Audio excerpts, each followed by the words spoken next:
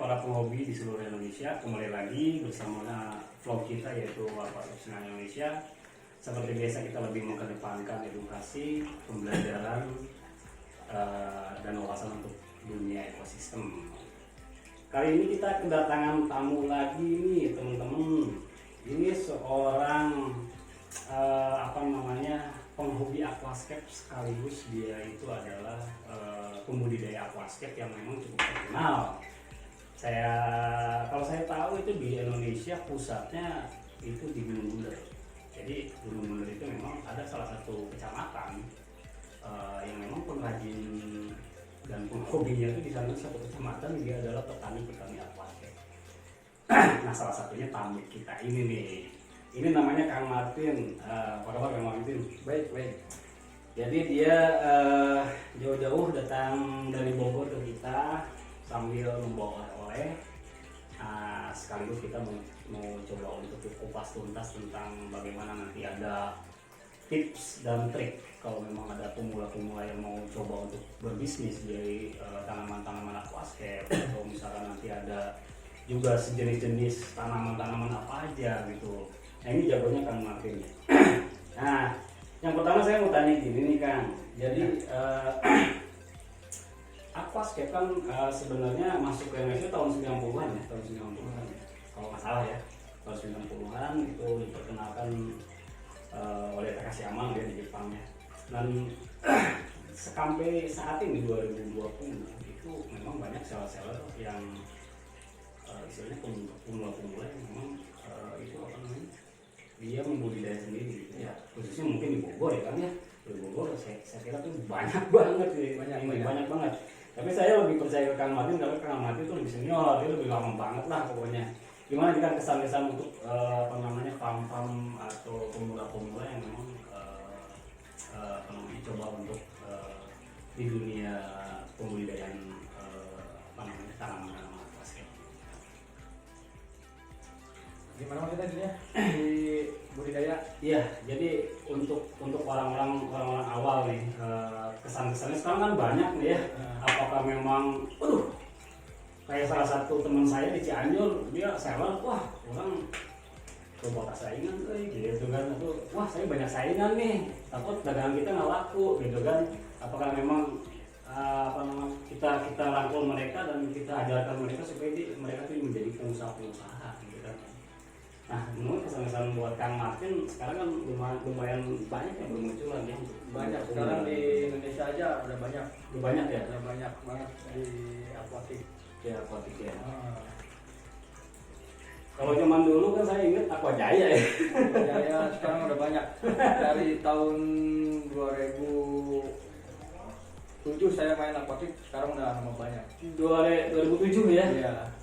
Berarti saya mau tanya, Akang berarti dari tahun 2007 berarti sudah budidaya atau kalau dari orang tua sih mungkin dari tahun 90-an. Itu dari orang tua? Iya, dari orang tua tahun 90-an itu ke ekspor Pipa Jaya dulu. Oh, Pipa Jaya. Iya. Jadi sebenarnya Akang ini nurusin usaha orang tua sebenarnya. Iya, nurusin orang tua. Iya. Cuman itu sekarang kan tanamannya beda sama yang dulu gitu. Tanaman baru semua sekarang. Bedanya apa tuh kalau ya sama yang dulu? Ya, jenis-jenis mungkin kan dulu mah Palisneria Gantea sama Echinodorus sama Cryptocorin gitu. Echinodorus sama Johnson, Cryptocorin. Sekarang kan Cryptocorin aja udah banyak. Oh iya. Iya, dari Kalteng, Kalimantan Banyak bermunculan ya. Munculan. Jadi sebenarnya sejenis katakanlah Cryptocorin ya kan ya. Iya. Cryptocorin sebenarnya banyak yang baru itu sekarang ya. Sekarang. Itu kalau zaman dulu apa tuh? Cryptocorin yang biasa aja, Container kayak gitu. Oh, itu tuh zaman dulu ya. Iya. Kalau Wanditi itu Community itu zaman dulu itu zaman dulu juga. Sekarang kan community juga banyak. Gecko kayak gitu. Apalagi sekarang yang memang harganya gila ya, sekarang tuh Flamingo kalau nggak salah ya. Flamingo ya. Flamingo itu. Flamingo. Itu berarti baru-baru atau udah lama sebenarnya kan? Sebenarnya itu baru. Flamingo itu baru ya. Itu dia produksinya sedangkan di Denali ya. Denali. Kayak kultur gitu kan mungkin. Jadi dia itu sebenarnya berbeda dengan di kita itu habitatnya, atau dia bikin sendiri atau apa tentang flamingo itu saya nggak ngerti juga itu. Kemungkinan itu beda ini kultur sendiri kayaknya. Kultur kalau mungkin Itu jenisnya kan sama WDTI juga. iya, kalau dia kan pink ya dia. Iya, pink. Jadi mungkin berbedanya cara di penanamannya kali kan ya. Mungkin daerahnya kali ya. Jadi memang benar sih flamingo rata-rata istilahnya memakai karbon dioksida dan lightingnya cukup bagus, dia keluar ya. Iya, apa namanya warnanya gitu ya. Tapi kalau misalkan dia tanpa karbon dioksida dan apa namanya lampunya juga nggak kurang terang ya nggak keluar ya. Benar, berarti salah satu kriptokoin zaman dulu yang dipakai hanya terbatas ya. Iya. Kalau karpetnya apa sih kan kalau zaman dulu? Karpetnya karpet ya, karpet. Untuk karpet ya. Karpet mungkin subula atas, gitarnya subula atas sama tenelus. Itu zaman dulu ya. Iya. Maksudnya itu tahun-tahun 90-an ya. Iya. Tenelus. Berarti pantesan kalau zaman tahun 2009 gitu saya belanja di Aqua Jaya 2010 atau 2009 saya lupa ya. Pertengahan 2010 ke sana itu saya belanja di salah satu di Aqua Jaya. Memang satu cup itu lumayan sih harganya ya. Iya. Monte Carlo gitu ya. Monte Carlo. Karena mungkin kalau zaman itu masih jarang kali ya. Tahun berapa itu? Itu 2010 atau 2011 saya lupa lah. Zaman dulu itu. Zaman saya kalau main aquas itu mati terus 1 minggu mati, 1 minggu mati. Belajar terus. Benar. Oh jadi zaman dulu itu kalau untuk karpet itu memang terbatas ya. Terbatas ya, tidak kayak sekarang ya. Berarti sekarang cukup lumayan banyak jenis-jenis Jenis karpet banyak, kayak yang baru-baru kayak hydrofiber kayak gitu. Oh iya ya. Itu memang baru-baru ya. Baru-baru. Tapi kalau akan di farm pribadi itu lengkap ya kan? Alhamdulillah ada semua lengkap gitu untuk jenis kriptokoin, jenis rotala. Sekarang pengiriman kan sudah kemana aja kan dan apa namanya? Pengiriman ke masih luar daerah sih. Luar daerah. Iya, luar daerah. Jadi apa namanya? Luar pulau mungkin ya, luar pulau. Jadi cukup lumayan banyak ini ya kalau dari tahun-tahun segitu sih.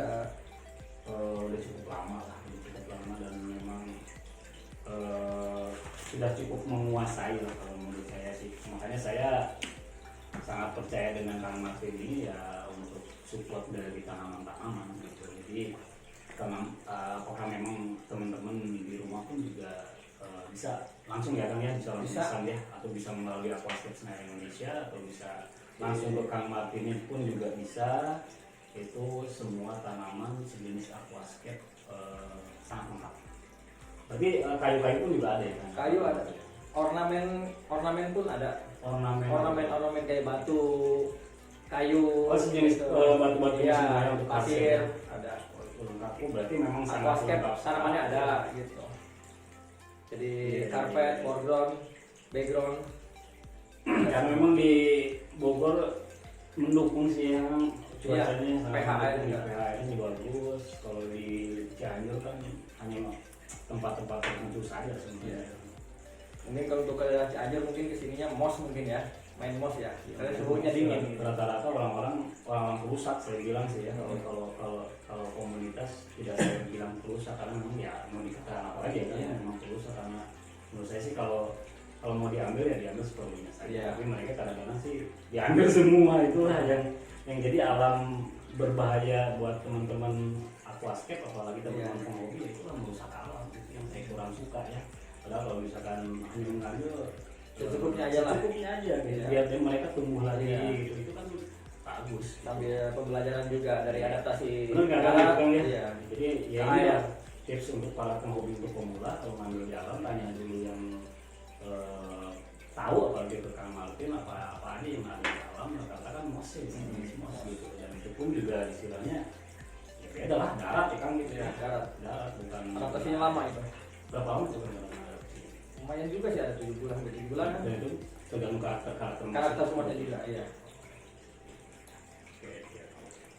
Nah kan untuk yang poin 3 nih saya mau tanya nih, ini kan banyak ya para pemula penghobi pun juga banyak ya, yang berjualan pun juga banyak ya, yang istilahnya sekarang berbisnis di atas gitu ya.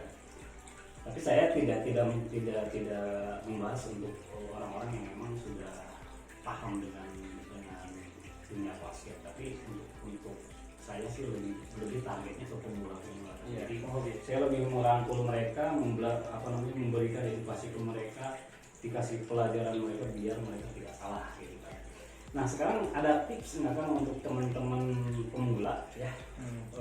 Misalkan tips membuat sebuah aquascape atau istilahnya mereka ingin berbisnis di bidang aquascape gitu, tanaman misalkan, ada tips-tipsnya gitu kan? Ya tipsnya mungkin kalau habis tanam gitu ya, betul, mungkin ada sisa-sisa itu manfaatin aja, sisanya bisa ditanam di kayak lumpur kayak gitu. Taruh di tebar, mungkin ditebar aja di lumpur kayak sejenis Monte Carlo itu bisa. Nggak usah lumpur kayak gimana tuh Kang? kayak tanah liat lah. Oh tanah liat. Tanah liat. Jadi tanah kayak di persawahan Kayak ditaruh semodel macam nampan gitu. Kasih lumpur. Iya. Jadi bisa istilah teman-teman bisa mencontoh memakai tanah di persawahan itu bisa ditanam untuk sisa-sisa dari. Bisa aja. Itu semua tanaman aquascape atau hanya beberapa saja kan untuk tanam di tanah gitu kan? Hanya beberapa aja. Jenis anubias mungkin di pasir ya gitu. Oh iya, kalau dia di pasir ya. Pasir. Itu langsung ditanam. Kadang sih ada pembudidaya ya kan. Itu ditanamnya itu di darat sih, masih di darat ya. Atau misalkan sistem di DSM rata-rata ya orang biasa. Itu ada perbedaan sih enggak kan kalau misalkan untuk tanam di pasir sama di tanah? Ada perbedaannya ada. Mati atau enggak itu kan? Kalau di tanah liat itu akarnya enggak putih, kuning dia. Kuning. Kalau di pasir dia putih akarnya. Tapi dia tetap tumbuh kan ya? Tetap tumbuh, cuman kekuatan yang di tanah gitu. Yang lebih kuat yang di tanah iya. Atau lebih cepatnya kan? Kalau cepat pasir. Cepat di pasir ya. Kalau di budidaya ditenggelamkan itu lebih cepat di mana tuh? Di darat? Di dalam air itu. Dalam air itu ya. Lebih cepat, alam air cepat juga. Cuman dia kalau dalam air mau ke darat lama itu, melting dulu dia. Kalau udah di dalam air beberapa tangkai biasanya rontok dulu daunnya. Gitu. Nah ini salah satu ilmu nih buat para pemula untuk misalkan mau menanam karpet atau anubias. Ini ada tips juga dari Kang Martin ya, bisa benar kata Kang Martin nih, kalau misalkan sisa-sisa di ikan atau sisa setengah plastik bisa dimanfaatkan untuk ditanam. Manfaatin aja. Terus misalkan nanti media tanamnya udah dikasih tahu misalkan bisa di tanah, dan nggak, kalau misalkan sejenis anubias itu bisa di pasir. Apa aja sih kan kalau misalkan untuk di tanah sejenis, misalkan untuk pemula-pemula deh, jangan yang rare-rare lah. yang simbol-simbol aja, apa sih tanaman sejenis itu yang bisa diaplikasikan oleh para pemula di jenis tanaman karpet ya. Karpet. Oh berarti semua sejenis tanaman karpet itu diaplikasikan bisa di tanah liat bisa, jenis template bisa, rotala itu lebih gampang. Bisa ya? Bisa template. Bisa jenis template. Contohnya yang paling ini nih, rata-rata kan pemula malas pakai karbon dioksida. Ini ada tips nggak kan nih? Kalau yang tanpa karbon dioksida, karpetnya memakai apa? Terus stempennya atau misalnya midgroundnya seperti apa? Tuh backgroundnya itu seperti apa? Ada jenis-jenisnya nggak kan untuk tips para pemula nih ya? Rata-rata kan pemula kan pakai CO2 tuh, misalnya kan pakai CO2 enggak, malas, gini-gini terus, kurang tuh budgetnya gitu kan. Banyak gitu kan yang kayak gitu. Ada tipsnya nggak kan, coba kan kasih tahu ke mereka. Sebenarnya tanaman semua perlu karbon dioksida, CO2 perlu ya sebenarnya semuanya, semua jenis tanaman perlu CO2. Karena dia tumbuhan itu, makanannya itu. Betul. Makanannya. Cuman kalau buat yang low kayak gitu, mungkin yang nggak terlalu banyak membutuhkan CO2, jenis karpetnya pakai tenellus. Oh tenellus, lebih gampang, belakang background Valisneria. Tenellus hampir mirip dengan Lariopsis kalau nggak salah ya. Itu sama nggak kan kalau Lariopsis? Beda. Kalau Liliopsis itu karpetnya agak lumayan susah. Kalau tenellus dia loncat-loncat karpetnya. Berarti tenellus darat atau sudah air? Tenellus darat. Yang darat nggak masalah ya? Iya nggak masalah. Tenellus darat lebih cepat. Untuk pupuknya gimana itu kan? Substrat.